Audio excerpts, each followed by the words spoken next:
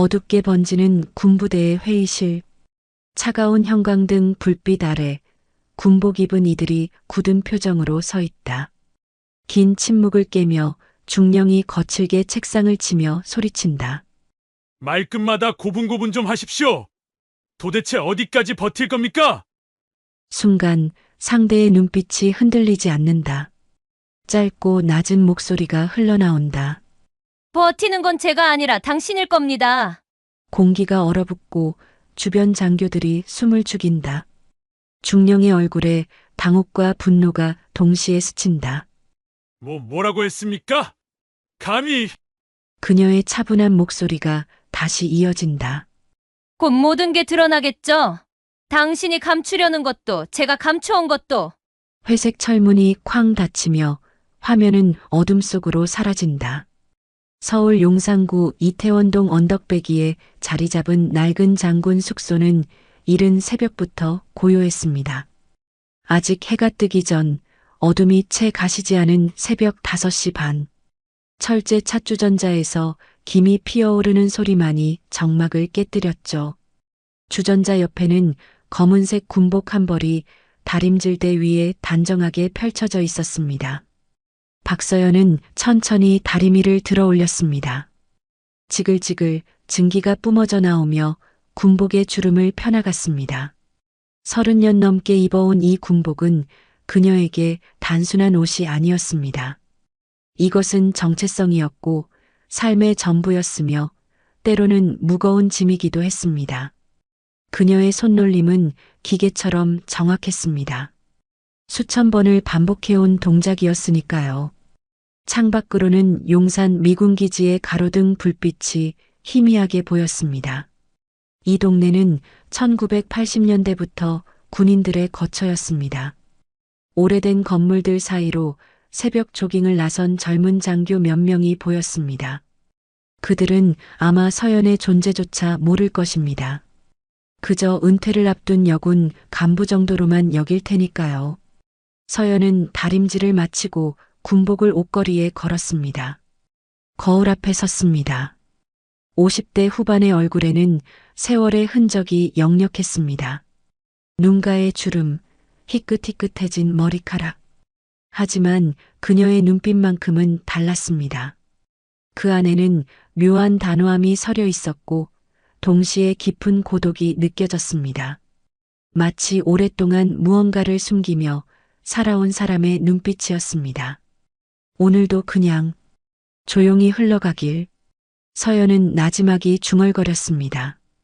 이것은 매일 아침 되뇌는 주문 같은 것이었습니다.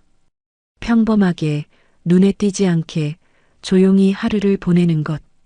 그것이 그녀가 바라는 전부였습니다.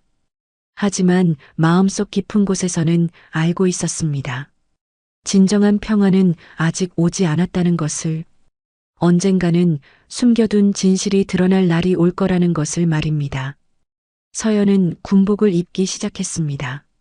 흰 셔츠, 검은 바지, 그리고 재킷. 계급장을 다는 손길이 잠시 멈췄습니다. 중령 계급장. 이것은 그녀의 진짜 계급이 아니었습니다. 하지만 지금은 이것을 달아야 했습니다. 아직은 때가 아니었으니까요. 숙소를 나서니 차가운 새벽 공기가 얼굴을 스쳤습니다. 2월의 서울은 여전히 추웠습니다. 서연은 걸음을 옮기며 주변을 둘러봤습니다. 이 길을 얼마나 걸어왔을까요? 수천 번, 아니 수만 번을 걸어온 이 길. 하지만 오늘따라 낯설게 느껴졌습니다. 부대로 가는 버스 안에서 서연은 창밖을 바라봤습니다. 서울의 아침이 깨어나고 있었습니다. 출근하는 사람들, 학교 가는 학생들, 가게 문을 여는 상인들. 평범한 일상이었습니다. 서연이 지키고자 했던 것도 바로 이런 평범함이었습니다. 국가의 안보, 국민의 안전. 그것을 위해 그녀는 자신의 모든 것을 바쳤습니다. 부대에 도착했을 때는 6시 반이었습니다. 아직 대부분의 병사들은 기상 전이었습니다. 서연은 집무실로 향했습니다. 복도를 걸으며 지나치는 젊은 장교들이 가볍게 경례를 했습니다. 서연도 답례했습니다. 그들은 몰랐습니다. 자신들이 지금 경례하는 이 여성이 누구인지를 말입니다. 집무실 문을 열었습니다. 작고 소박한 공간이었습니다. 책상 하나, 의자 2개, 낡은 파일, 캐비닛. 벽에는 태극기와 부대 깃발이 걸려 있었습니다. 서연은 책상 서랍을 열었습니다. 그 안에는 오래된 사진 한 장이 있었습니다. 1990년대 초반 젊은 시절의 자신. 그때는 모든 것이 달랐습니다. 희망에 가득 차 있었고 세상을 바꿀 수 있다고 믿었습니다. 하지만 시간은 많은 것을 바꿔놓았습니다. 여군에 대한 편견, 유리천장, 끝없는 증명의 연속. 서연은 남들보다 2배, 3배 더 열심히 해야 했습니다. 그래야만 인정받을 수 있었으니까요. 그 과정에서 그녀는 많은 것을 포기해야 했습니다. 사랑, 가정, 평범한 행복, 모든 것을 군에 바쳤습니다. 창밖으로 훈련장이 보였습니다. 병사들이 아침 구보를 시작했습니다. 규칙적인 발소리가 들렸습니다. 하나, 둘, 하나, 둘. 서연은 그 소리를 들으며 커피를 한 모금 마셨습니다. 쓰디쓴 맛이 입안에 퍼졌습니다. 마치 지난 삶의 맛 같았습니다.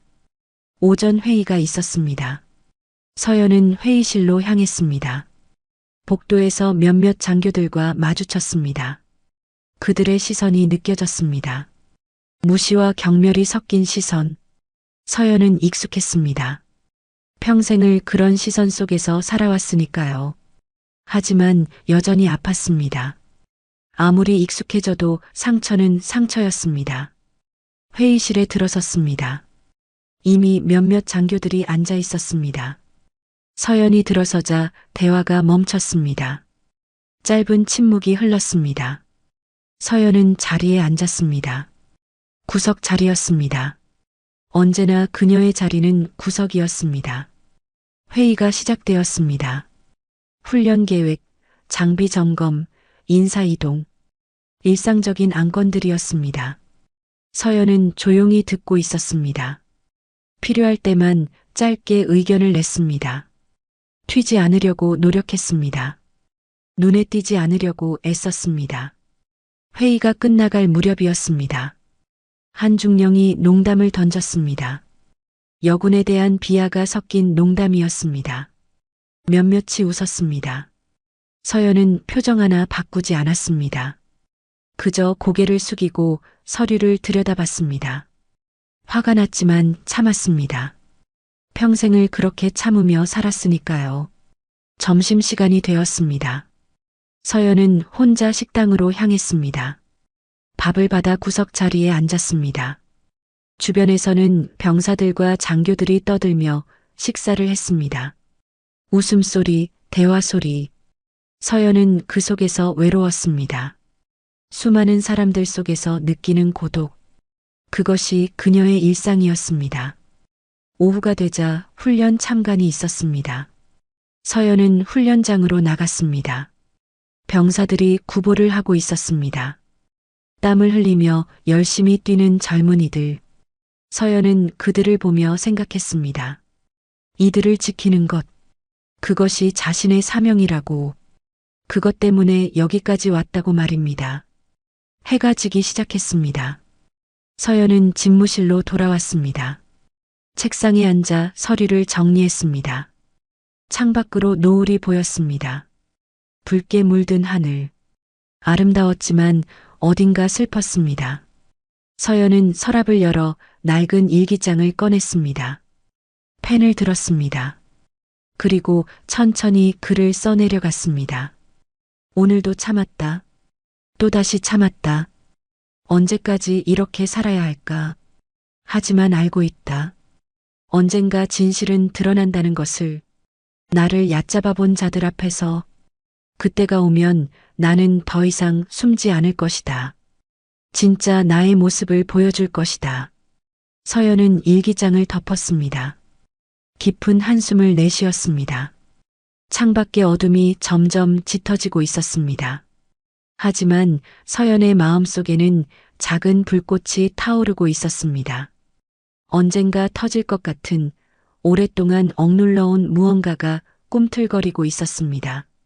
2월의 마지막 주 훈련장에는 긴장감이 감돌고 있었습니다. 전방 부대와의 합동 훈련이 예정되어 있었고 여러 부대에서 온 장교들이 모여들었습니다. 그 중에는 육군 모 부대의 김태수 중령도 있었습니다. 40대 중반의 그는 건장한 체격에 카랑카랑한 목소리를 가진 남자였습니다. 그의 얼굴에는 자신감이 넘쳤고, 아니 오만함이라고 해야 더 정확했습니다. 오전 9시 훈련 브리핑이 시작되었습니다. 회의실에는 각 부대에서 온 장교들이 빼곡히 앉아 있었습니다. 박서연도 그 중 한 명이었습니다. 그녀는 여전히 구석 자리에 앉아 조용히 자료를 살펴보고 있었습니다. 김태수 중령은 앞쪽 중앙에 앉아 있었습니다. 그의 시선이 회의실을 훑었고 서연에게 잠시 머물렀습니다. 그의 입꼬리가 비웃듯 올라갔습니다. 브리핑이 진행되는 동안 서연이 몇 가지 질문을 했습니다. 훈련 동선에 대한 것이었고 안전 문제에 관한 것이었습니다. 합리적이고 필요한 질문들이었습니다. 하지만 김태수는 그녀의 질문을 가로막았습니다. 그런 세세한 건 현장에서 조정하면 됩니다. 너무 신경 쓰지 마십시오. 그의 말투에는 무시가 담겨 있었습니다. 서연은 잠시 침묵했습니다. 그리고 조용히 고개를 끄덕였습니다. 더 이상 말하지 않았습니다. 하지만 그녀의 손은 펜을 꽉 쥐고 있었습니다. 관절이 하얗게 변할 정도로 말입니다. 훈련이 시작되었습니다. 병사들이 대형을 갖추고 움직였습니다. 지휘관들은 각자의 위치에서 훈련을 지켜보고 있었습니다. 서연은 훈련장 한쪽에 서서 병사들의 움직임을 관찰했습니다. 그녀의 눈은 놓치는 것이 없었습니다.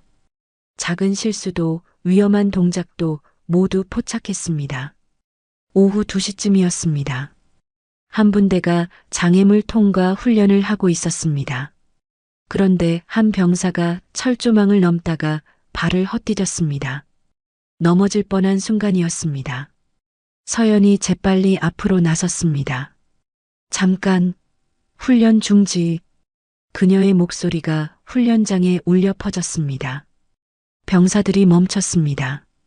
서연은 해당 병사에게 다가가 철조망의 위치를 확인했습니다.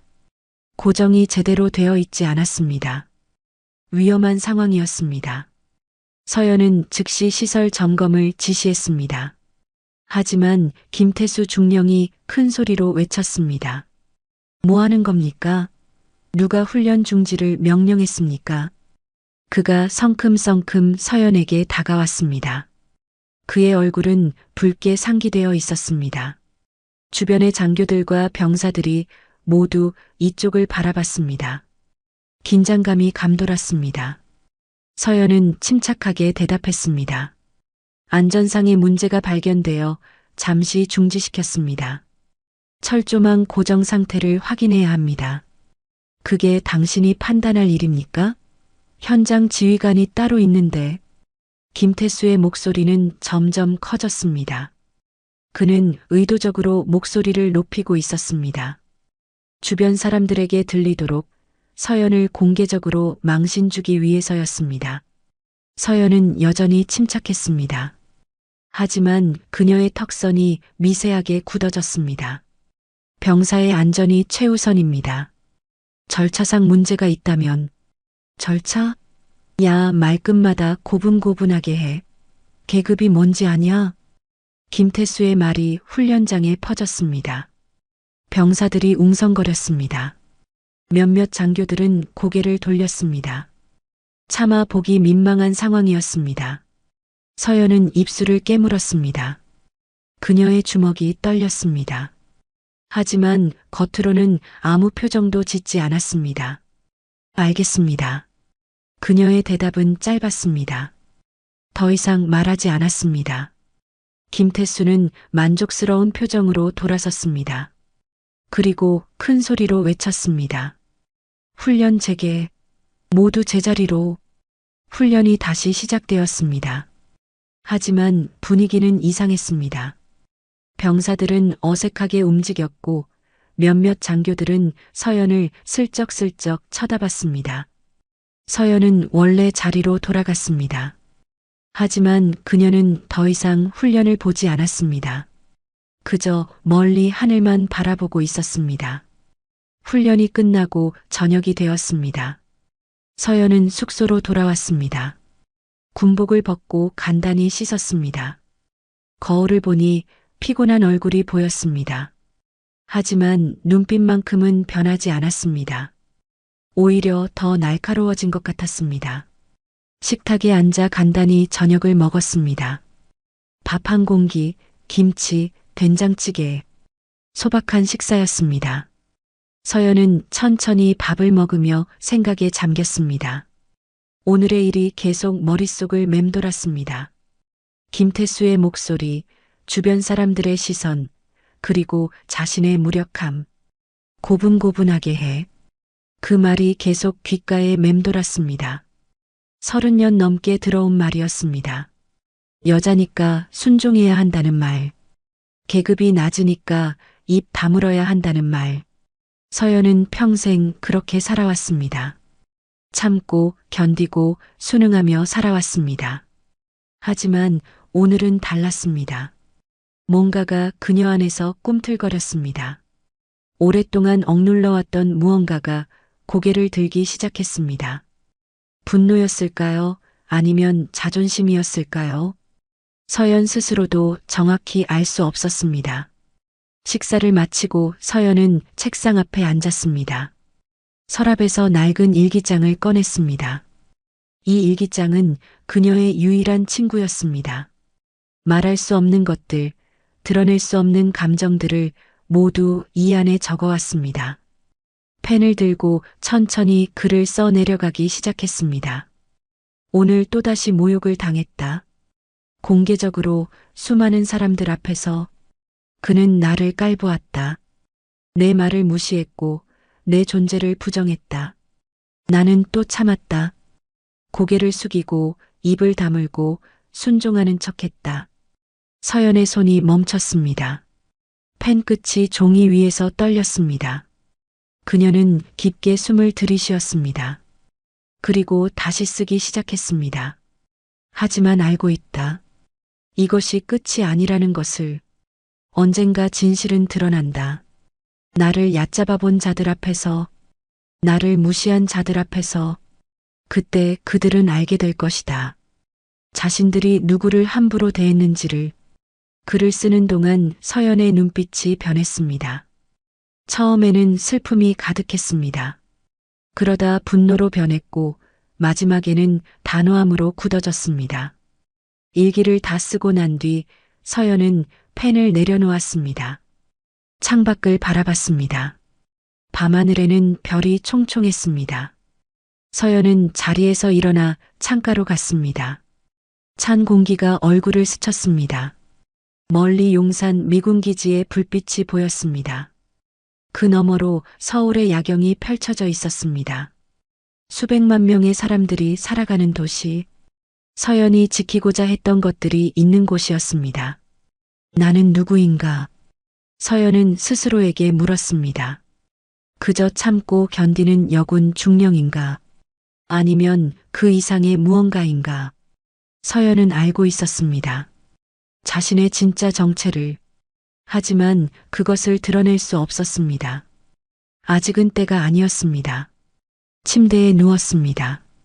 하지만 잠이 오지 않았습니다. 오늘의 일이 계속 되풀이되었습니다. 김태수의 얼굴, 그의 목소리, 주변 사람들의 반응. 모든 것이 선명하게 기억났습니다. 서연은 이불을 끌어안았습니다. 마치 어린아이처럼 말입니다. 시간이 흘러 자정이 넘었습니다. 서연은 여전히 잠들지 못하고 있었습니다. 천장을 바라보며 생각했습니다. 내일은 어떨까? 또다시 모욕을 당할까? 또다시 참아야 할까? 그런 생각들이 머릿속을 채웠습니다. 하지만 서연은 몰랐습니다. 이것이 마지막 모욕이 될 거라는 것을, 곧 모든 것이 바뀔 거라는 것을, 숨겨왔던 진실이 드러날 날이 다가오고 있다는 것을 말입니다. 새벽 2시 서연은 마침내 잠이 들었습니다. 하지만 그녀의 꿈속에서도 김태수의 목소리가 울려 퍼졌습니다. 계급이 뭔지 아냐? 서연은 꿈속에서 중얼거렸습니다. 알고 있습니다. 누구보다 잘 알고 있습니다. 사흘이 지났습니다. 서연은 평소처럼 일과를 보내고 있었습니다. 아침 점호, 서류 정리, 회의 참석, 모든 것이 일상적이었습니다. 하지만 그날 오후 3시 서연의 휴대전화가 울렸습니다. 낯선 번호였습니다. 서연은 전화를 받았습니다. 박서연 중령이십니까? 전화 너머 목소리는 차갑고 공식적이었습니다. 남성의 목소리였지만 감정이 느껴지지 않았습니다. 마치 기계처럼 정확하고 간결했습니다. 그렇습니다. 국방부 특수작전사령부입니다. 707 특임단 사령부에서 박서연 중령을 긴급 소환합니다. 내일 오전 10시까지 경기도 성남 소재 본부로 출두하십시오. 서연의 심장이 뛰기 시작했습니다. 707 특임단. 그 이름만으로도 군 내부에서는 침묵이 흘렀습니다. 대한민국 최정예 특수임무 부대였습니다. 대테러 작전, 인질 구출, 국가 중요 시설 방호를 담당하는 곳이었습니다. 아무나 부르는 곳이 아니었습니다. 알겠습니다. 출두하겠습니다. 전화가 끊겼습니다. 서연은 휴대전화를 내려다봤습니다. 손이 미세하게 떨렸습니다. 드디어 왔구나. 그녀는 생각했습니다. 숨겨왔던 시간이 끝나가고 있었습니다. 진실이 드러날 시간이 다가오고 있었습니다. 그날 저녁 서연은 숙소에서 짐을 챙겼습니다. 많은 것을 가져갈 필요는 없었습니다. 군복 한 벌, 세면도구, 그리고 중요한 서류 몇 장. 서연은 서랍 깊숙한 곳에서 낡은 봉투 하나를 꺼냈습니다. 봉인된 봉투였습니다. 2010년에 봉인된 것이었습니다. 15년 동안 열지 않았던 봉투였습니다. 서연은 봉투를 가방에 넣었습니다. 그리고 거울 앞에 섰습니다. 자신의 얼굴을 오래 들여다봤습니다. 50대 후반의 얼굴, 주름진 얼굴. 하지만 눈빛만큼은 여전히 날카로웠습니다. 서연은 스스로에게 물었습니다. 준비됐나? 대답은 침묵이었습니다. 하지만 그녀의 눈빛이 답을 말해주고 있었습니다. 준비되었다고, 오랫동안 기다려왔다고 말입니다. 다음 날 아침 서연은 일찍 일어났습니다. 새벽 4시였습니다. 샤워를 하고 군복을 입었습니다. 오늘은 평소와 달리 더 신경 써서 옷을 입었습니다. 구김 하나 없이 단정하게 입었습니다. 계급장을 달 때 손이 멈췄습니다. 중령 계급장, 마지막으로 다는 것일지도 모른다고 생각했습니다. 아침 6시 숙소 앞에 검은색 SUV 한 대가 멈춰 섰습니다. 민간 차량처럼 보였지만 서연은 알아봤습니다. 군용 차량이었습니다.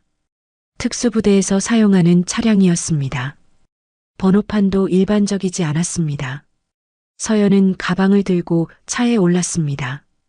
운전석에는 30대 초반으로 보이는 남자가 앉아 있었습니다. 짧게 자른 머리, 단단한 체격. 특수부대 요원임이 분명했습니다. 그는 서연을 보고 가볍게 고개를 숙였습니다. 출발하겠습니다.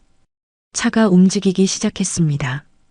서연은 창밖을 바라봤습니다. 용산의 거리가 뒤로 물러갔습니다.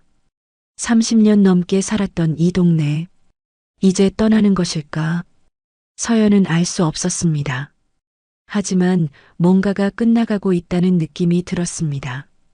차는 서울을 벗어나 경기도로 향했습니다. 고속도로를 달렸습니다. 아침 출근 시간이라 차들이 많았습니다. 하지만 SUV는 능숙하게 차선을 바꾸며 빠르게 나아갔습니다. 운전하는 남자는 말이 없었습니다. 서연도 말하지 않았습니다. 침묵만이 차 안을 가득 채웠습니다. 1시간쯤 지나 차는 성남의 한 지역으로 들어섰습니다. 민간인 거주지를 벗어나자 갑자기 검문소가 나타났습니다. 철조망과 초소, 그리고 무장한 군인들. 운전자가 신분증을 제시했습니다. 검문소 군인이 차 안을 확인했습니다. 서연과 눈이 마주쳤습니다. 군인은 잠시 서연을 바라보더니 경례를 했습니다. 통과하십시오. 차단기가 올라갔습니다. 차가 다시 움직였습니다. 이제 주변 풍경이 완전히 달라졌습니다. 군사시설이 보였습니다. 훈련장, 막사, 차고. 하지만 일반 부대와는 뭔가 달랐습니다. 더 조용했고 더 삼엄했습니다. 사람들의 움직임도 달랐습니다. 모두 목적의식이 뚜렷했고 군더더기가 없었습니다. 차는 한 건물 앞에 멈췄습니다. 4층짜리 건물이었습니다. 외관은 평범했지만 경비가 삼엄했습니다. 건물 입구에는 무장한 경비병이 서 있었고 곳곳에 감시 카메라가 설치되어 있었습니다. 도착했습니다. 2층 회의실로 가시면 됩니다. 서연은 차에서 내렸습니다. 가방을 들고 건물로 들어갔습니다. 입구에서 다시 한번 신원 확인을 받았습니다. 지문 인식, 홍채 인식까지 거쳤습니다. 모든 과정이 신속하고 정확했습니다. 2층으로 올라가는 계단을 오르며 서연은 깊게 숨을 들이쉬었습니다. 긴장되었습니다. 30년 넘게 군 생활을 했지만 이렇게 긴장된 적은 드물었습니다. 마치 시험을 보러 가는 학생 같은 기분이었습니다. 회의실 문 앞에 도착했습니다. 문은 닫혀 있었습니다. 서연은 잠시 망설였습니다. 노크를 해야 할까? 그냥 들어가야 할까? 그때 문이 안쪽에서 열렸습니다. 40대 중반으로 보이는 남자가 서 있었습니다. 대령 계급장을 달고 있었습니다. 박서연 중령이십니까? 기다리고 있었습니다. 들어오십시오. 서연은 회의실로 들어갔습니다. 넓은 공간이었습니다. 긴 테이블이 놓여 있었고 벽면에는 대형 스크린이 설치되어 있었습니다. 테이블 주변에는 몇몇 사람들이 앉아 있었습니다. 모두 고위 장교들이었습니다. 별을 단 장성들도 보였습니다. 서연이 들어서자 모두의 시선이 그녀에게 향했습니다. 서연은 자세를 바로잡고 경례했습니다. 테이블 상석에 앉은 이성 장군이 고개를 끄덕이며 말했습니다. 앉으십시오. 서연은 지정된 자리에 앉았습니다. 심장이 빠르게 뛰었습니다. 손바닥에 땀이 났습니다. 하지만 겉으로는 침착함을 유지했습니다. 이성 장군이 서류를 넘기며 말했습니다. 박서연 중령. 아니, 이제 중령이라고 부르는 게 맞는 건지 모르겠습니다. 그의 말에 서연의 눈빛이 흔들렸습니다. 이성 장군이 계속 말했습니다. 당신의 진짜 신분을 아는 사람은 이 자리에 있는 사람들 뿐입니다. 15년 동안 잠복 임무를 수행하느라 수고 많았습니다. 회의실에 침묵이 흘렀습니다. 서연은 입술을 깨물었습니다. 눈시울이 붉어졌습니다. 15년. 참으로 긴 시간이었습니다. 숨겨왔던 진실, 드러낼 수 없었던 정체, 그 모든 것이 이제 풀리기 시작하고 있었습니다. 숨겨왔던 나의 본 모습, 서연은 속으로 중얼거렸습니다. 오랫동안 억눌렀던 무언가가 가슴속에서 치솟아 올랐습니다. 분노였을까요? 해방감이었을까요? 서연 스스로도 알 수 없었습니다. 다만 한 가지는 확실했습니다. 이제 더 이상 숨지 않아도 된다는 것, 진짜 자신을 드러낼 때가 왔다는 것이었습니다. 이성 장군이 다시 입을 열었습니다. 이제 드러내야 할 때입니다. 당신의 본 모습을. 회의실에 대형 스크린이 켜졌습니다. 화면에는 서연의 과거 기록들이 나타났습니다. 2000년대 초반의 사진들, 작전 기록들, 훈련 이수 증명서들. 하지만 거기에 적힌 계급은 중령이 아니었습니다. 그것은 훨씬 더 높은 계급이었습니다. 이성 장군이 리모컨을 조작하며 말을 이었습니다. 2010년 당신은 국가 안보를 위해 특수 임무를 맡았습니다. 군 내부의 부패와 비리를 조사하는 임무였죠. 그 임무를 위해 계급을 숨기고 일반 여군 장교로 위장했습니다. 화면이 바뀌었습니다. 이번에는 각종 작전 보고서들이 나타났습니다. 서연이 지난 15년간 보고한 내용들이었습니다. 불법 무기 거래, 군납비리, 훈련비 횡령. 수많은 사건들이 기록되어 있었습니다. 당신 덕분에 우리는 많은 것을 바로잡을 수 있었습니다. 하지만 대가가 컸습니다. 이성 장군의 목소리가 낮아졌습니다. 그의 눈빛에는 미안함이 서려 있었습니다. 서연은 고개를 들어 화면을 바라봤습니다. 거기에는 자신이 겪었던 모욕들이 정리되어 있었습니다. 무시, 차별, 괴롭힘, 모든 것이 기록되어 있었습니다. 당신은 15년 동안 참아야 했습니다. 모욕을 견뎌야 했고 차별을 받아들여야 했습니다. 진짜 당신의 모습을 드러낼 수 없었죠. 서연의 손이 떨렸습니다. 감정이 북받쳐 올랐습니다. 15년. 그 긴 세월 동안 참았던 것들이 한꺼번에 밀려왔습니다. 눈물이 핑 돌았지만 참았습니다. 아직 울 때가 아니었습니다. 테이블 맞은편에 앉은 다른 장성이 입을 열었습니다. 육군 참모 차장이었습니다. 별 넷을 단 대장이었습니다. 박서연 중장. 그가 서연을 부르는 호칭이 달랐습니다. 중령이 아니라 중장. 별 셋을 의미하는 계급이었습니다. 회의실에 있던 모든 사람들이 자세를 고쳐 앉았습니다. 이제 잠복 임무는 종료되었습니다. 707 특임단의 새로운 총지휘관으로 임명됩니다. 공식 발표는 내일 오전에 있을 것입니다. 서연은 잠시 말을 잇지 못했습니다. 707 특임단 총지휘관, 대한민국 최정예 특수부대의 수장. 그것은 엄청난 책임이었습니다. 하지만 동시에 자신의 진짜 모습을 드러낼 수 있는 기회이기도 했습니다. 감사합니다. 서연의 대답은 짧았지만 단호했습니다. 그녀의 눈빛이 변했습니다. 더 이상 움츠러든 중령의 눈빛이 아니었습니다. 707 특임단을 이끌 중장의 눈빛이었습니다. 회의는 계속되었습니다. 임무인수인계, 부대 현황, 당면 과제들. 서연은 모든 내용을 꼼꼼히 들었습니다. 질문했고 확인했습니다. 그녀의 태도가 완전히 달라졌습니다. 더 이상 조심스럽지 않았습니다. 당당했고 명확했습니다. 회의가 끝나고 오후가 되었습니다. 서연은 새로운 집무실로 안내받았습니다. 건물 3층에 위치한 넓은 공간이었습니다. 용산의 좁은 사무실과는 비교할 수 없을 정도로 컸습니다. 책상, 회의 테이블, 서류함. 모든 것이 새 것이었습니다. 창밖으로는 훈련장이 보였습니다. 특임단 요원들이 훈련하고 있었습니다. 그들의 움직임은 일반 병사들과 달랐습니다. 더 빠르고 더 정확했습니다. 대한민국 최고의 전사들이었습니다. 이제 서연이 이들을 이끌어야 했습니다.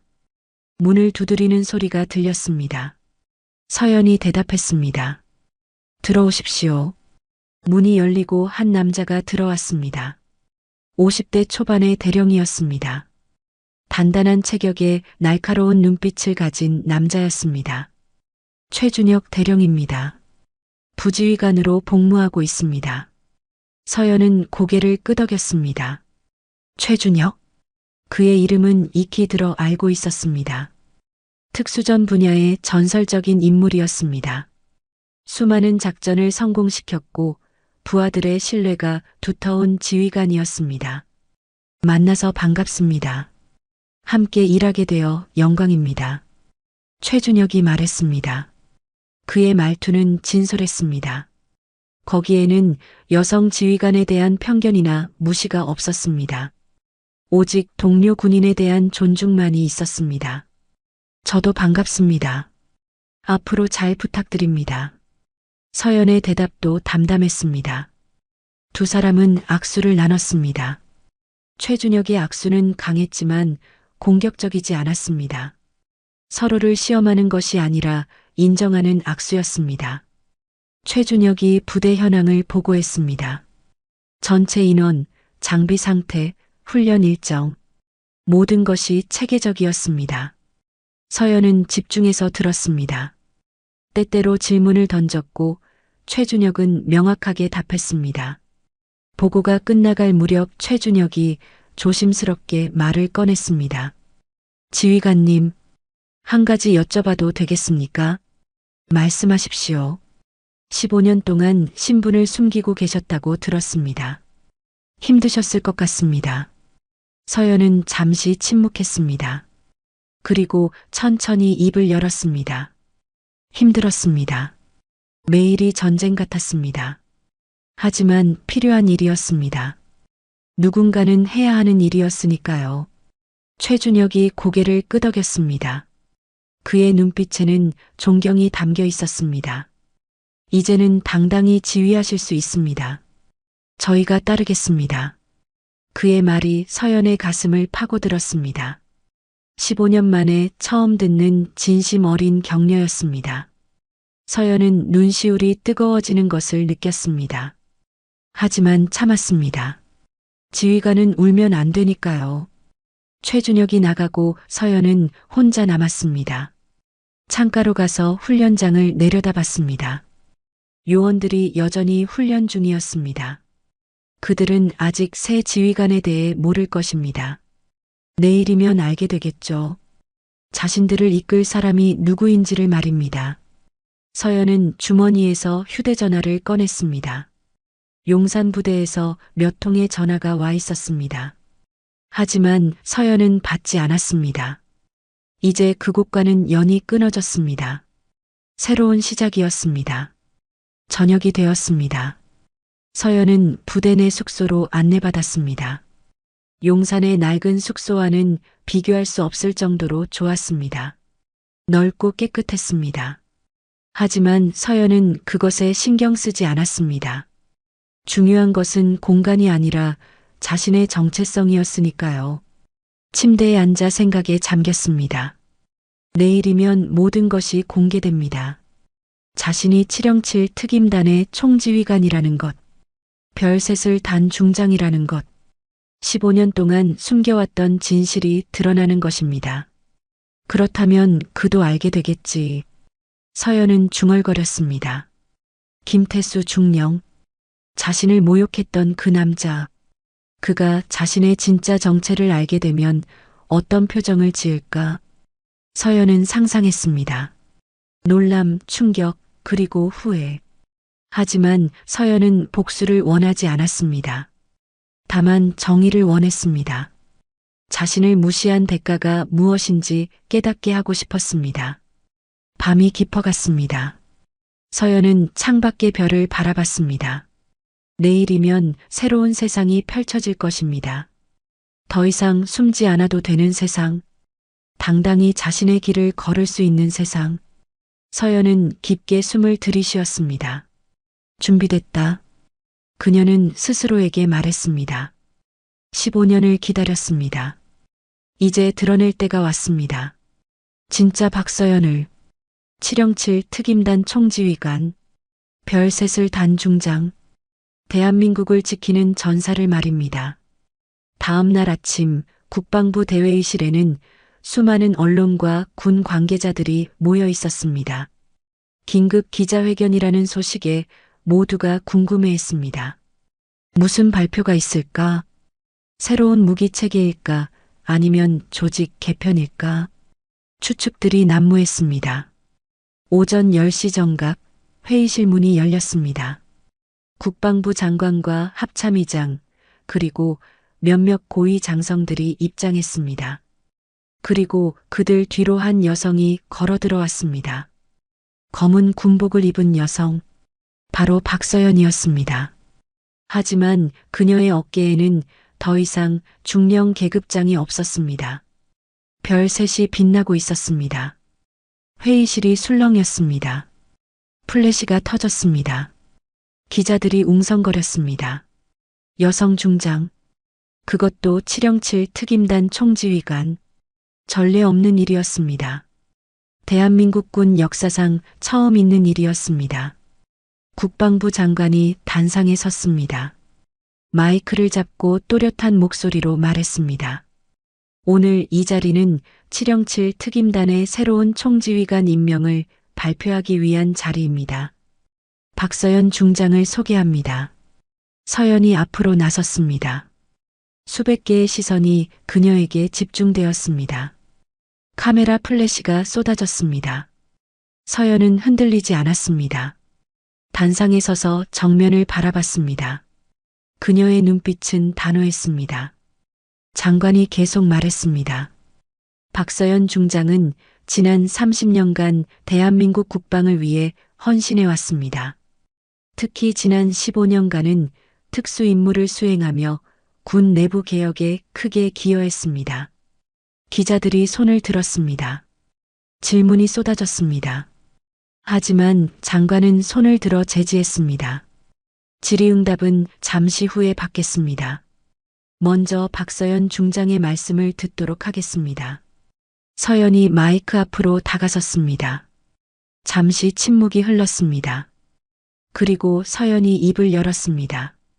저는 1990년 20대의 나이로 군에 입대했습니다. 그때부터 지금까지 단 한순간도 후회한 적이 없습니다. 서연의 목소리는 차분했지만 힘이 있었습니다. 회의실이 조용해졌습니다. 모두가 그녀의 말에 집중했습니다. 하지만 쉬운 길은 아니었습니다. 여성이라는 이유로 편견과 차별을 견디며 살아왔습니다. 때로는 모욕을 당했고 때로는 무시를 받았습니다. 서연의 목소리가 잠시 떨렸습니다. 하지만 곧 다시 안정을 찾았습니다. 그럼에도 포기하지 않았습니다. 왜냐하면 저는 알고 있었으니까요. 군인의 가치는 성별이 아니라 능력과 헌신에 있다는 것을 말입니다. 박수가 터져 나왔습니다. 회의실에 있던 사람들이 박수를 쳤습니다. 서연은 고개를 숙여 인사했습니다. 그리고 다시 말을 이었습니다. 오늘부터 저는 707 특임단을 이끌게 되었습니다. 막중한 책임입니다. 하지만 두렵지 않습니다. 함께할 동료들이 있고 지킬 국가가 있으니까요. 서연의 눈빛이 더욱 강렬해졌습니다. 군인은 계급이 아니라 책임입니다. 저는 그 책임을 다할 것입니다. 성별과 관계없이 오직 대한민국의 안보를 위해 최선을 다하겠습니다. 다시 한번 박수가 울려 퍼졌습니다. 이번에는 더 크고 길었습니다. 서연은 단상에서 내려왔습니다. 기자회견이 끝나고 서연은 대기실로 향했습니다. 복도를 걸으며 수많은 사람들과 마주쳤습니다. 그들은 모두 서연에게 경례했습니다. 존경과 경애가 담긴 경례였습니다. 한편 그 시각 용산의 한 부대에서는 텔레비전을 통해 기자회견을 지켜보는 사람들이 있었습니다. 그 중에는 김태수 중령도 있었습니다. 그는 화면을 멍하니 바라보고 있었습니다. 믿을 수 없다는 표정이었습니다. 저 사람이 중장이라고? 김태수의 목소리가 떨렸습니다. 며칠 전까지만 해도 자신이 모욕했던 그 여군 장교, 고분고분하라고 소리쳤던 그 사람. 그녀가 별셋을 단 중장이었다니, 707 특임단 총지휘관이었다니. 주변의 장교들도 충격에 빠져 있었습니다. 누군가가 중얼거렸습니다. 그럼 그때 우리가 중장님을 무시한 거였나? 침묵이 흘렀습니다. 무거운 침묵이었습니다. 김태수의 얼굴이 창백해졌습니다. 손이 떨렸습니다. 그는 며칠 전 훈련장에서 있었던 일을 떠올렸습니다. 자신이 서연에게 했던 말들, 그 모욕적인 태도들, 계급이 뭔지 아냐? 자신이 던진 그 말이 부메랑처럼 돌아왔습니다. 계급. 서연의 계급은 중장이었습니다.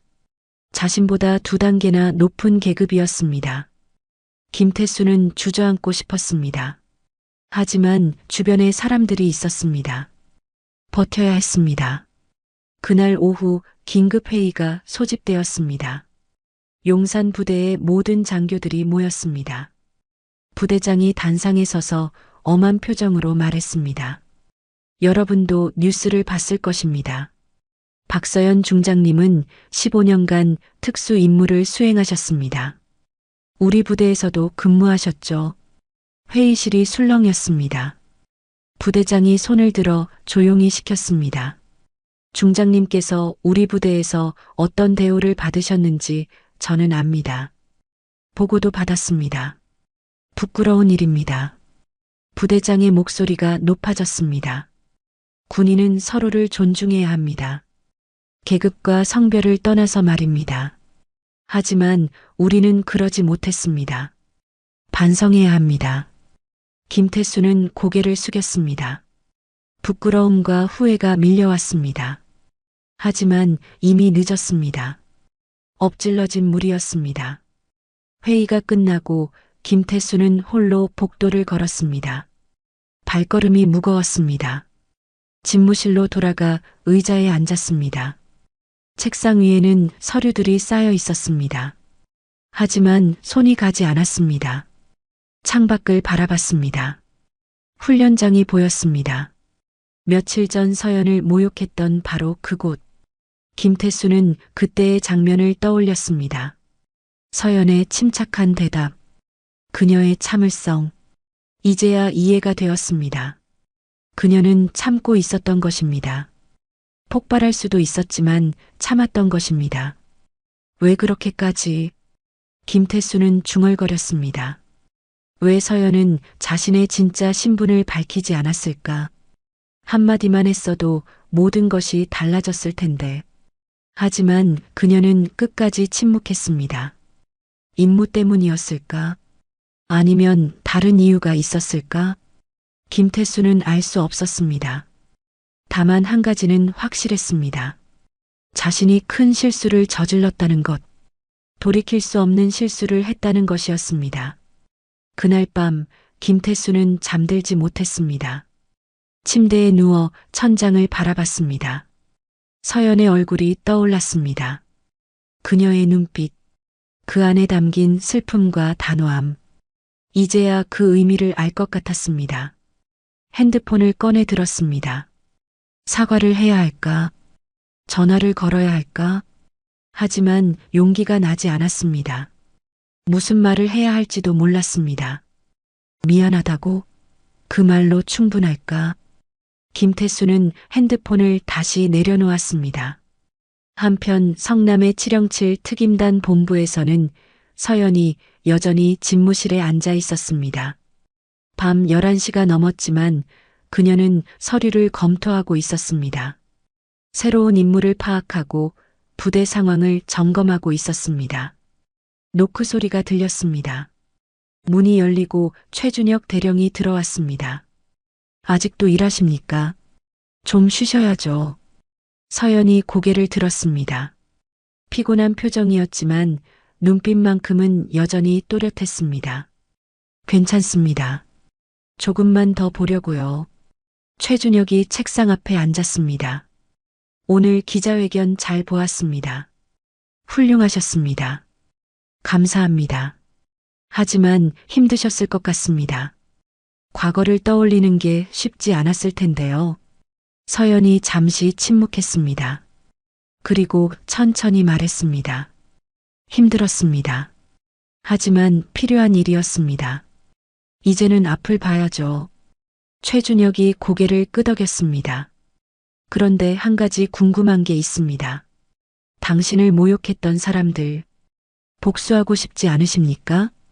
서연이 고개를 저었습니다. 복수는 원하지 않습니다. 다만 그들이 깨달았으면 좋겠습니다.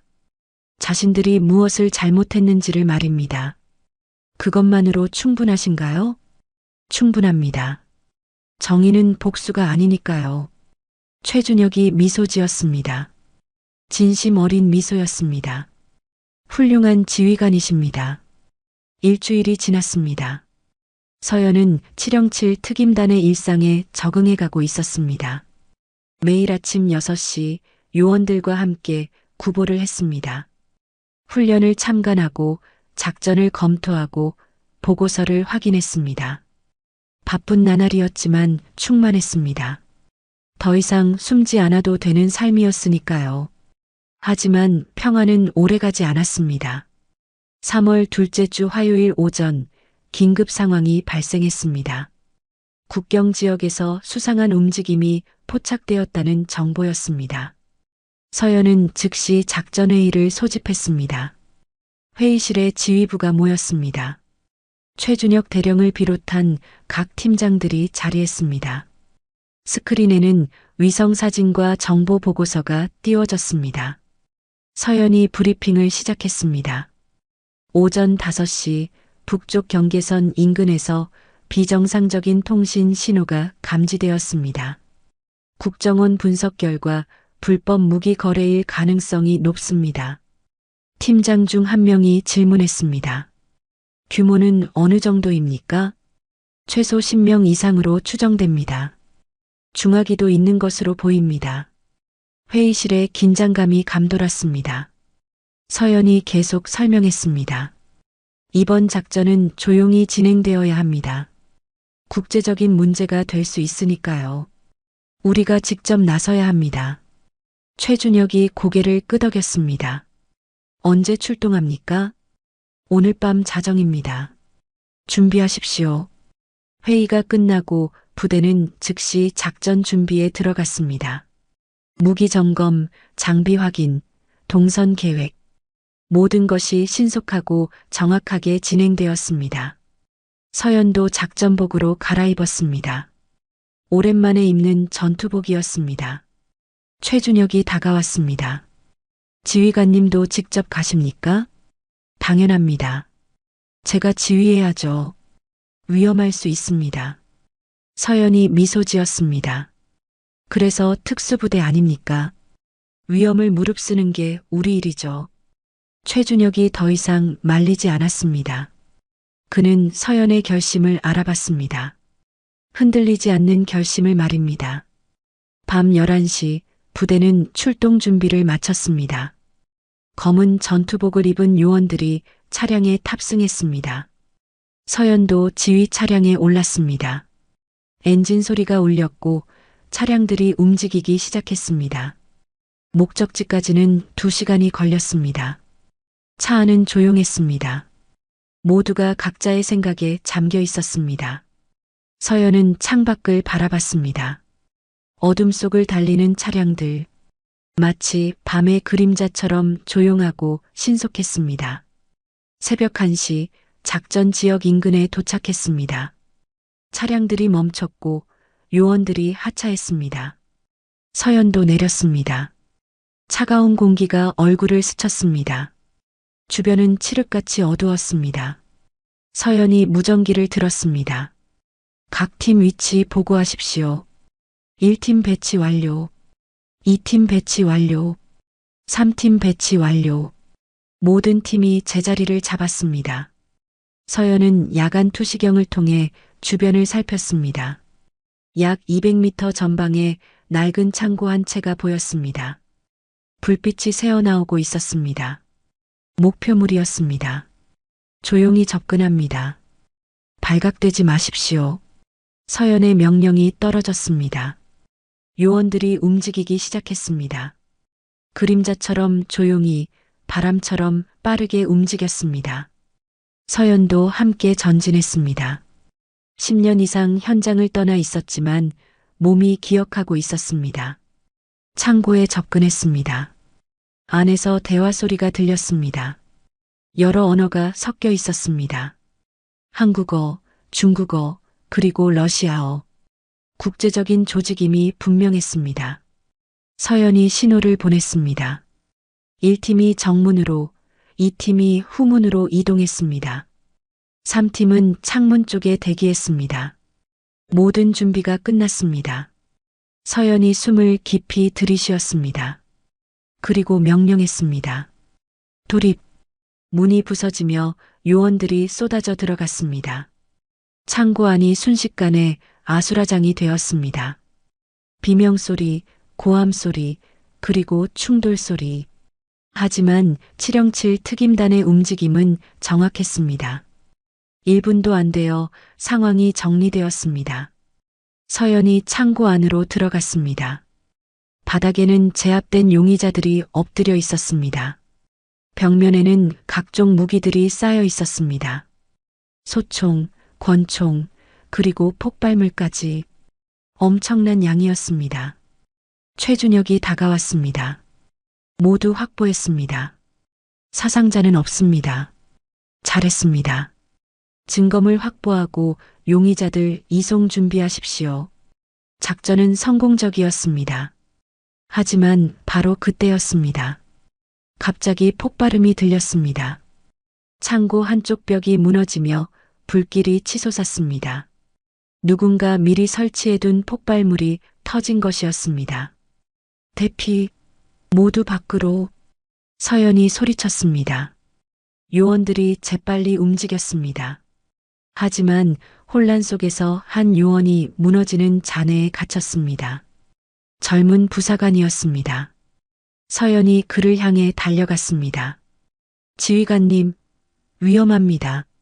최준혁이 막으려 했지만 서연은 멈추지 않았습니다.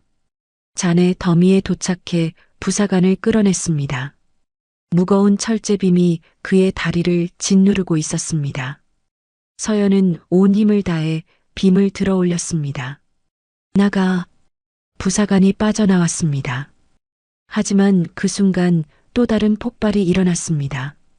충격파가 서연을 덮쳤습니다. 그녀는 몇 미터나 날아가 바닥에 쓰러졌습니다. 귀가 먹먹했고 시야가 흐려졌습니다. 지휘관님, 최준혁과 요원들이 달려왔습니다. 서연을 부축해 일으켰습니다. 서연의 이마에서 피가 흘렀습니다. 왼쪽 팔도 심하게 다친 것 같았습니다. 하지만 서연은 일어섰습니다. 괜찮습니다. 계속 철수하십시오. 병원으로 가셔야 합니다. 나중에 갑니다. 먼저 임무를 완수하십시오. 서연의 목소리는 단호했습니다. 최준혁은 더 이상 반박하지 못했습니다. 부대는 신속하게 철수했습니다. 용의자들과 증거물을 싣고 현장을 빠져나왔습니다. 새벽 4시 부대는 본부로 돌아왔습니다. 서연은 의무실로 직행했습니다. 군의관이 진찰했습니다. 이마는 꿰매야 했고 왼팔은 골절이었습니다. 갈비뼈도 금이 간 것 같았습니다. 최소 2주는 입원하셔야 합니다. 군의관의 말에 서연이 고개를 저었습니다. 그럴 시간 없습니다. 응급 처치만 하십시오. 하지만 지휘관님, 명령입니다. 군의관은 할 수 없이 응급 처치만 했습니다. 상처를 꿰매고 부목을 대고 진통제를 처방했습니다. 서연은 치료를 받는 동안 표정 하나 변하지 않았습니다. 통증을 느끼지 못하는 것 같았습니다. 치료가 끝나고 서연은 집무실로 돌아왔습니다. 책상에 앉아 작전 보고서를 작성하기 시작했습니다. 부상당한 왼팔로는 글을 쓸 수 없어 오른손만으로 타이핑했습니다. 느렸지만 정확했습니다. 최준혁이 문을 두드렸습니다. 들어오십시오. 최준혁이 들어와 서연을 보고 놀랐습니다. 아직도 일하십니까? 쉬셔야죠. 보고서를 마쳐야 합니다. 제가 하겠습니다. 아닙니다. 제 책임입니다. 서연의 고집이 셌습니다. 최준혁은 의자에 앉았습니다. 오늘 훌륭하셨습니다. 부사관을 구하신 것 정말 대단하셨습니다. 당연한 일을 했을 뿐입니다. 부하를 지키는 게 지휘관의 의무니까요. 하지만 다치셨잖습니까? 서연이 고개를 들었습니다. 그녀의 눈빛은 여전히 강렬했습니다. 다치는 건 상관없습니다. 중요한 건 임무를 완수하고 부하들을 무사히 데려오는 것입니다. 최준혁이 고개를 숙였습니다. 존경심이 우러나왔습니다. 이런 지휘관을 모시게 된 것이 자랑스러웠습니다. 하지만 서연은 몰랐습니다. 이것이 시작에 불과하다는 것을, 더 큰 위기가 다가오고 있다는 것을, 그리고 그 위기의 중심에 배신이 있다는 것을 말입니다. 그날 밤 부대 어딘가에서 한 통의 전화가 걸렸습니다. 어둠 속에서 누군가 속삭였습니다. 계획대로 진행합니다. 그녀를 제거하십시오. 사흘이 지났습니다. 서연의 부상은 아직 완전히 낫지 않았지만 그녀는 여전히 일과를 소화했습니다. 부목을 찬 왼팔에도 불구하고 훈련을 참관하고 회의를 주재했습니다. 부하들은 그런 서연을 보며 더욱 존경심을 갖게 되었습니다. 하지만 평화는 오래가지 않았습니다. 3월 셋째 주 금요일 오후 국방부로부터 긴급 연락이 왔습니다. 새로운 작전 명령이었습니다. 서해상에서 수상한 선박이 포착되었다는 것이었습니다. 마약 밀수선으로 추정되며 무장 세력이 탑승하고 있다는 정보였습니다. 서연은 즉시 작전회의를 소집했습니다. 회의실에 지휘부가 모였습니다. 스크린에는 선박의 위치와 이동 경로가 표시되어 있었습니다. 서연이 브리핑을 시작했습니다. 목표는 오늘 밤 11시경 인천 앞바다를 통과할 예정입니다. 우리는 그 전에 선박을 납포해야 합니다. 최준혁이 질문했습니다. 해군이 아니라 우리가 나서는 이유가 있습니까? 선박에는 중요 인물이 타고 있습니다. 국제범죄 조직의 핵심 인물입니다. 생포가 최우선입니다. 회의실에 긴장감이 감돌았습니다. 이번 작전은 이전보다 더 위험했습니다. 바다 위에서 무장한 적을 상대로 생포까지 해야 하는 작전이었습니다. 출동은 6시입니다. 해상작전팀 준비하십시오. 회의가 끝나고 부대는 준비에 들어갔습니다. 하지만 서연은 알지 못했습니다. 이번 작전에 함정이 있다는 것을, 그리고 그 함정을 만든 사람이 부대 내부에 있다는 것을 말입니다. 오후 5시 작전 준비가 한창이던 중이었습니다. 한 참모가 서연에게 수정된 작전 계획서를 가져왔습니다. 김소령이라는 인물이었습니다. 30대 후반의 남자로 작전과에서 근무하고 있었습니다. 지휘관님, 해군으로부터 최신 정보가 왔습니다. 목표 선박의 경로가 변경되었다고 합니다. 서연이 서류를 받아 확인했습니다. 새로운 경로는 이전보다 더 외의 쪽이었습니다. 서연은 고개를 갸우뚱했습니다. 뭔가 이상했습니다. 하지만 시간이 촉박했습니다. 확인했습니다. 새 경로로 작전을 수정하십시오. 김소령이 경례하고 나갔습니다. 하지만 그의 눈빛에는 묘한 빛이 서려 있었습니다. 복도로 나온 김소령은 주변을 살피더니 조용히 휴대전화를 꺼냈습니다. 화장실로 들어가 전화를 걸었습니다. 계획대로입니다.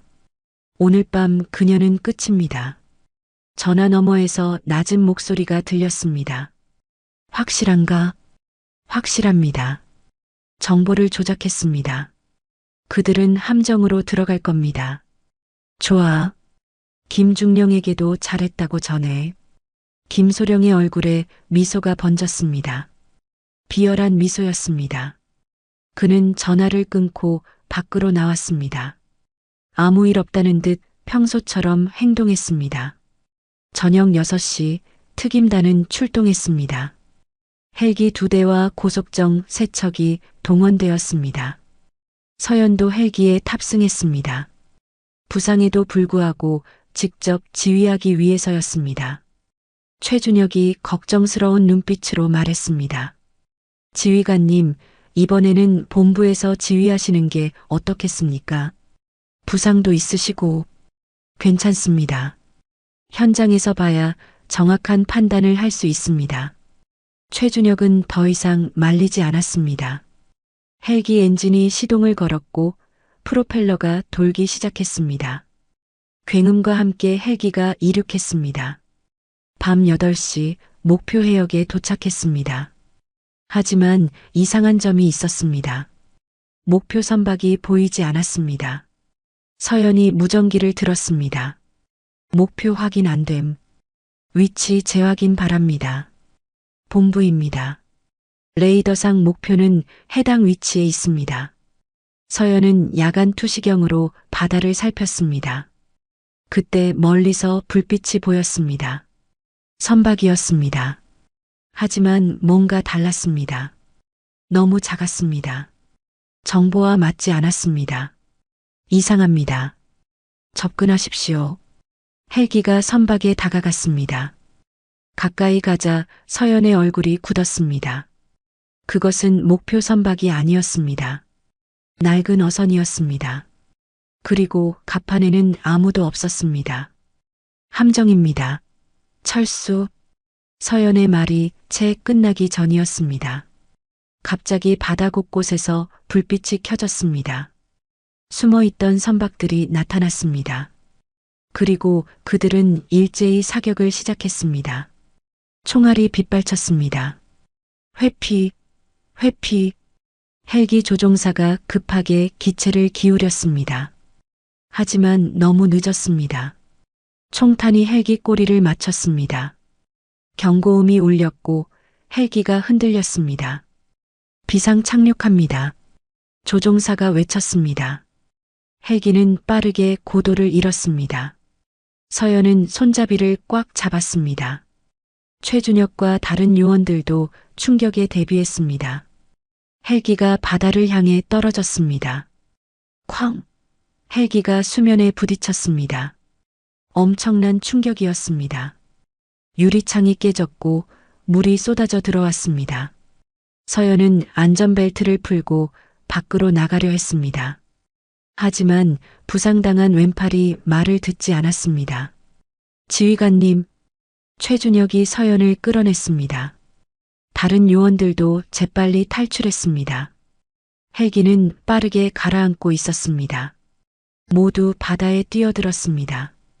차가운 바닷물이 온몸을 감쌌습니다. 수면 위로 올라온 서연은 주변을 살폈습니다. 다행히 모두 무사했습니다. 하지만 상황은 절망적이었습니다. 적들의 선박이 포위하고 있었습니다. 그리고 그들은 점점 가까이 다가오고 있었습니다. 고속정 쪽으로 헤엄칩니다. 서연이 명령했습니다. 약 200m 떨어진 곳에 아군 고속정이 보였습니다. 요원들이 필사적으로 헤엄쳤습니다.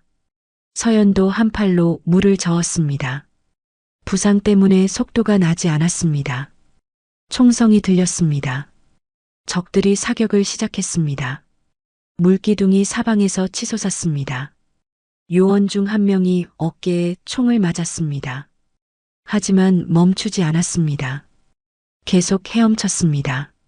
조금만 더. 최준혁이 소리쳤습니다. 고속정이 가까워졌습니다. 고속정의 요원들이 밧줄을 던졌습니다. 한 명씩 배에 올랐습니다. 서연이 마지막이었습니다. 밧줄을 잡으려는 순간 큰 파도가 밀려왔습니다.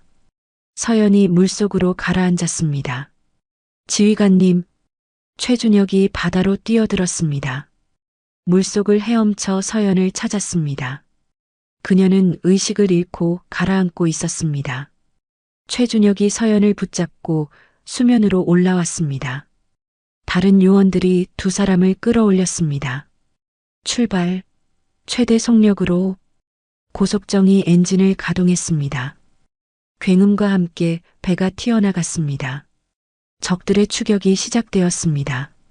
하지만 아군 고속정이 더 빨랐습니다. 거리가 벌어졌습니다. 갑판에 누운 서연은 의식이 없었습니다. 최준혁이 심폐소생술을 시작했습니다. 한 번, 두 번, 세 번. 간절한 마음으로 가슴을 눌렀습니다. 마침내 서연이 물을 토하며 기침했습니다. 의식을 되찾았습니다. 지휘관님, 괜찮으십니까? 서연은 천천히 고개를 끄덕였습니다. 숨을 헐떡였습니다. 온몸이 떨렸습니다. 추위 때문인지 충격 때문인지 알 수 없었습니다. 배신, 내부의 배신이. 서연이 가까스로 말했습니다. 이제야 깨달았습니다. 정보가 조작되었다는 것을, 누군가 의도적으로 자신들을 함정으로 몰아넣었다는 것을 말입니다. 새벽 2시 부대는 본부로 돌아왔습니다. 서연은 곧바로 응급실로 옮겨졌습니다.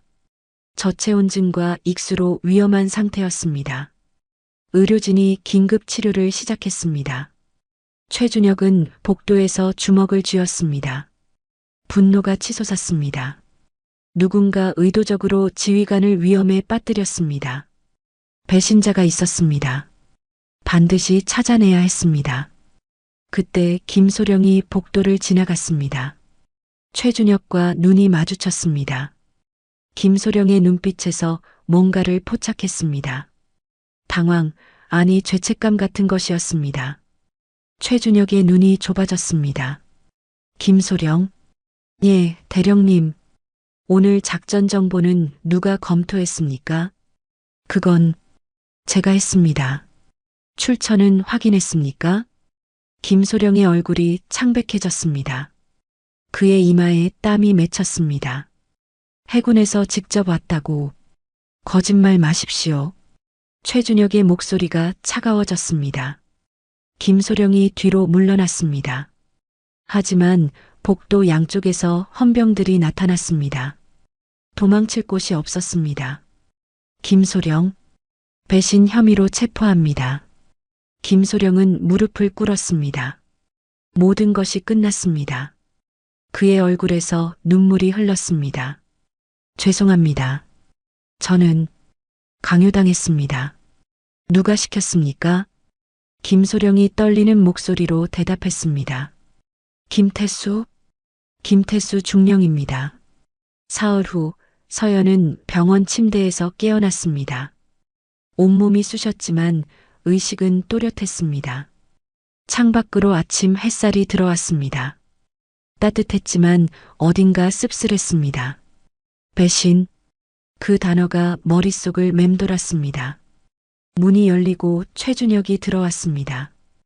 그의 손에는 서류 뭉치가 들려 있었습니다. 깨어나셨군요. 몸 상태는 어떠십니까? 괜찮습니다. 보고하십시오. 최준혁이 의자에 앉았습니다. 그의 표정은 무거웠습니다. 김소령의 자백을 받았습니다. 김태수 중령이 배우입니다. 그는 지난 2년간 군납 비리와 정보 유출에 관여해왔습니다. 서연은 눈을 감았습니다. 김태수? 자신을 모욕했던 그 남자. 이제는 배신자이기도 했습니다. 더 있습니까? 그가 조직한 세력이 있습니다. 부패한 장교들과 민간 업자들의 네트워크입니다. 규모가 상당합니다. 서연이 침대에서 일어나 앉았습니다. 어지러웠지만 참았습니다. 체포영장은 발부되었습니까? 오늘 오전에 발부됩니다. 하지만 문제가 있습니다. 무슨 문제입니까? 김태수가 도주했습니다. 어젯밤 용산부대에서 사라졌습니다. 서연의 눈빛이 날카로워졌습니다. 도주, 예상했던 일이었습니다. 쥐는 궁지에 몰리면 더욱 필사적으로 움직이니까요. 위치 추적은 현재 진행 중입니다. 하지만 시간 문제입니다. 그는 국경을 넘으려 할 겁니다. 서연이 침대에서 내려왔습니다. 비틀거렸지만 최준혁의 부축을 뿌리쳤습니다. 작전 준비하십시오. 제가 직접 나서겠습니다. 지휘관님, 아직 회복이. 명령입니다. 최준혁은 더 이상 말리지 않았습니다. 서연의 결심을 알았습니다. 이것은 단순한 체포가 아니었습니다. 정의의 실현이었고 오랜 모욕에 대한 응답이었습니다. 오전 10시 특임단은 긴급 출동했습니다. 정보부가 김태수의 위치를 파악했습니다. 경기도 파주 북쪽 국경 지역이었습니다. 그는 예상대로 탈출을 시도하고 있었습니다. 서연은 작전복을 입었습니다. 아직 완전히 낫지 않은 부상에도 불구하고 장비를 챙겼습니다. 헬기에 올랐습니다. 엔진이 시동을 걸었고 날개가 돌기 시작했습니다. 1시간 후 목표 지역에 도착했습니다. 산악지대였습니다. 울창한 숲과 가파른 경사, 도주하기 좋은 지형이었습니다. 헬기가 착륙했고 요원들이 하차했습니다. 서연도 내렸습니다. 각 팀 배치, 포위망을 좁힙니다. 명령이 떨어졌습니다. 요원들이 흩어져 움직였습니다. 서연은 최준혁과 함께 중앙으로 전진했습니다. 숲속은 조용했습니다. 새소리만이 들렸습니다. 흔적 발견. 1팀에서 무전이 왔습니다. 발자국이 있었습니다. 아직 신선했습니다. 멀지 않은 곳에 있다는 뜻이었습니다. 추적 계속. 서연이 앞장섰습니다. 발자국을 따라 숲 깊숙이 들어갔습니다. 10분쯤 걸었을 때 앞쪽에서 인기척이 들렸습니다. 서연이 손을 들어 멈춤 신호를 보냈습니다. 나무 사이로 한 남자가 보였습니다. 김태수였습니다. 그는 배낭을 메고 있었고 손에는 권총이 들려 있었습니다. 얼굴은 초췌했고 옷은 흙투성이었습니다. 도주의 흔적이 역력했습니다. 서연이 앞으로 나섰습니다. 나뭇가지를 밟는 소리에 김태수가 돌아봤습니다. 그의 눈이 커졌습니다. 서연을 알아본 것입니다. 박서연. 김태수 중령. 아니, 이제 중령이라고 부를 수 없겠군요. 서연의 목소리는 차갑고 단호했습니다. 김태수는 총을 겨눴습니다. 손이 떨렸습니다. 공포와 절망이 섞인 눈빛이었습니다. 가까이 오지 마. 쏜다. 쏘십시오. 하지만 그게 당신의 마지막이 될 겁니다. 주변에서 특임단 요원들이 나타났습니다. 김태수를 포위했습니다. 레이저 조준기의 붉은 점들이 그의 몸에 찍혔습니다. 도망칠 곳이 없었습니다. 김태수가 무릎을 꿇었습니다. 총을 떨어뜨렸습니다. 그의 얼굴에서 눈물이 흘렀습니다. 왜 이렇게까지? 서연이 그에게 다가갔습니다. 그를 내려다봤습니다. 한때 자신을 모욕했던 그 남자, 이제는 무릎 꿇은 패배자였습니다. 당신은 물었죠. 계급이 뭔지 아냐고. 서연이 조용히 말했습니다. 이제 답하겠습니다. 별은 계급이 아니라 책임입니다.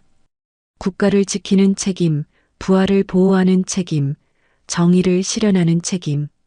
그걸 몰랐던 게 당신의 패배입니다. 김태수는 고개를 들지 못했습니다. 부끄러움과 후회가 그를 짓눌렀습니다. 서연이 손을 들었습니다. 체포하십시오. 요원들이 김태수를 일으켜 수갑을 채웠습니다. 그는 저항하지 않았습니다. 모든 것이 끝났다는 것을 알았습니다. 요원들이 그를 끌고 갔습니다. 서연은 그 모습을 지켜봤습니다. 승리였지만 기쁘지 않았습니다. 씁쓸했습니다. 끝났습니다. 최준혁이 다가와 말했습니다. 서연이 고개를 끄덕였습니다. 네, 끝났습니다. 2주 후 재판이 시작되었습니다. 김태수와 그의 공모자들이 법정에 섰습니다. 증거는 명백했습니다. 유죄 판결이 내려졌습니다. 김태수는 징역 15년을 선고받았습니다. 군적은 박탈되었습니다. 서연은 방청석에서 재판을 지켜봤습니다. 판사가 판결문을 낭독하는 동안 김태수는 고개를 숙이고 있었습니다. 한때 거만했던 그 남자는 더 이상 없었습니다. 남은 것은 후회뿐이었습니다. 재판이 끝나고 서연은 법원을 나왔습니다. 봄바람이 불었습니다. 따뜻하고 부드러웠습니다. 새로운 계절이 시작되고 있었습니다. 서연도 새로운 시작을 맞이하고 있었습니다. 한 달 후 707 특임단 본부에는 평화가 찾아왔습니다. 작전은 정상화되었고 부대는 다시 안정을 되찾았습니다. 서연의 부상도 완전히 나았습니다. 왼팔의 부목도 제거되었습니다. 어느 화창한 오후 서연은 훈련장을 걸었습니다. 요원들이 훈련 중이었습니다. 그들의 움직임은 정확하고 힘찼습니다. 서연은 그들을 보며 미소 지었습니다. 자랑스러웠습니다. 식당 시간이 되었습니다. 서연은 별셋을 달고도 병사들과 똑같이 줄을 섰습니다. 식판을 들고 밥을 받았습니다. 주변의 병사들이 속삭였습니다. 진짜 군인은 저런 거지. 계급이 높아도 겸손하시네. 서연은 그 말을 들었지만 표정을 바꾸지 않았습니다. 자리에 앉아 식사를 했습니다. 병사들 사이에 섞여 평범하게 밥을 먹었습니다.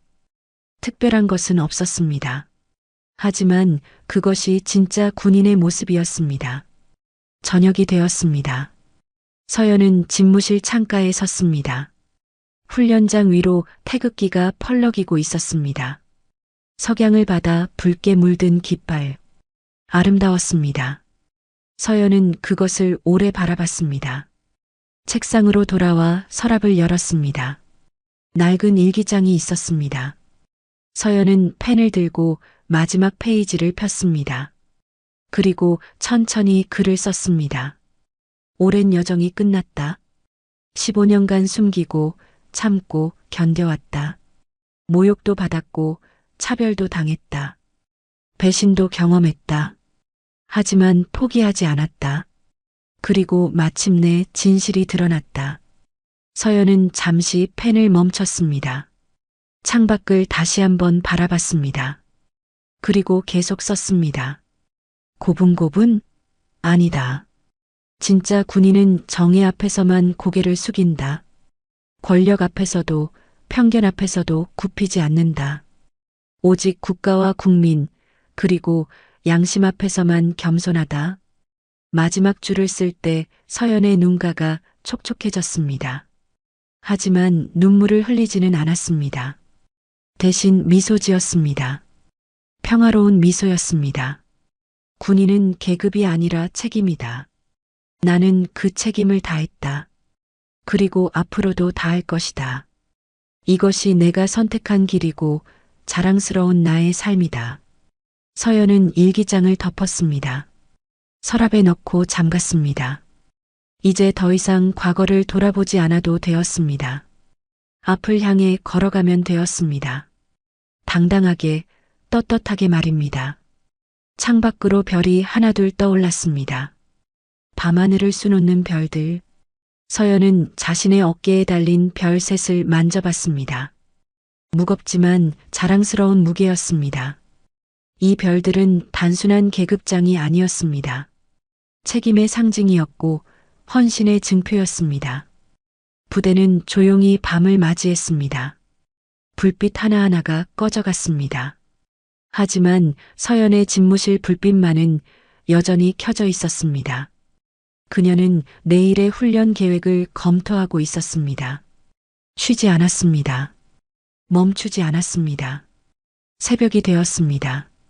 동쪽 하늘이 밝아오기 시작했습니다. 새로운 날이 시작되고 있었습니다. 서연은 창가에 서서 그 광경을 바라봤습니다. 아름다웠습니다. 희망이 느껴졌습니다. 오늘도 최선을 다하겠습니다. 서연은 스스로에게 다짐했습니다. 그리고 미소 지었습니다. 더 이상 숨지 않는 미소, 당당한 미소, 진짜 박서연의 미소였습니다. 태극기가 다시 한번 바람에 펄럭였습니다. 707 특임단의 깃발도 함께 흔들렸습니다. 그 아래서 서연은 서 있었습니다. 별셋을 단 중장, 대한민국을 지키는 전사, 정의를 실현하는 군인, 바로 박서연이었습니다.